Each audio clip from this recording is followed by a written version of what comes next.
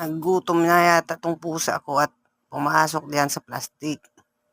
Kala niya may isda. Eh wala namang isda yan, nalamog lang yung gulay. Ayan, oh, oh. Naamoy-amoy pa kung mayroong gulay, isda sa loob. Eh pechay lang naman lahat yan.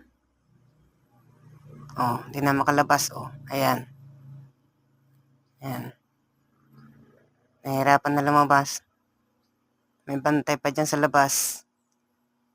Oh, nang away pa. Nang aaway pa. Lamog na yung pechay na yan. Imbis na sariwang-sariwa, ayan, oh. Sobrang kulit ng pusang to.